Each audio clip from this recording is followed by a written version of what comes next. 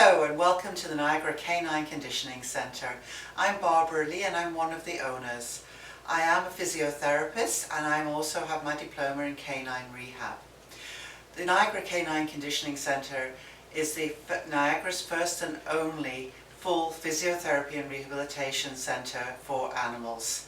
Here we have full treatment rooms, a gym and a swimming pool. We also like to sell Lux snow boots, we sell glucobites, we have the Help 'em Up harnesses, which is great for certainly our senior dogs. We also sell and rent wheelchairs of all sizes, and we also sell the Fit Paws equipment. Hello, in this short video I'm going to show you passive range of motion to the hip joint. We need to do this to the hip joint after things like surgery, FHO, a total hip replacement, and also a condition called hip dysplasia. It's also good to use in our senior dogs that have osteoarthritis of their hips as well. I will be pointing out a couple of little differences as we go. But passive range of motion means that I am doing the movement completely. The dog has to be relaxed and comfortable, and I will be moving the joint through its range of motion. So do make sure your dog is relaxed, comfortable. A large breed dog, easier to do on the floor, and make sure you are comfortably situated behind the dog to do this. Medium-sized dog you can put on the bed, or a little dog you can even put on your table with a nice comfortable mat. So to start with, making sure your dog is comfortable, and the most important thing when you're doing hip range of motion is to make sure that the lower part of the back of the spine is supported. So I can do that with my body in this position to start with.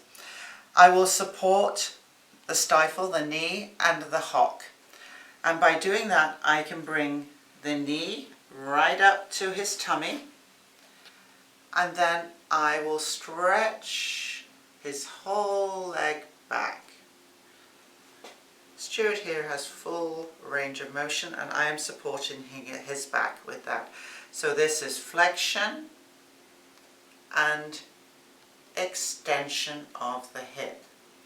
The other way I also like to do it is I will rest the lower part of his leg on my forearm, hold his knee with my hand, his stifle, and support the lumbar spine with my hand. Again, I can take up to full flexion, and I can go into extension. Now, if your dog has had an FHO, where they have removed the femoral head, the top of the hip joint, you probably won't be able to go much further than that to begin with, because it is quite sore. You do not want to pull or push hard. Let it go to where you feel that's enough. And the same for the hip replacement, because we have to take it slowly.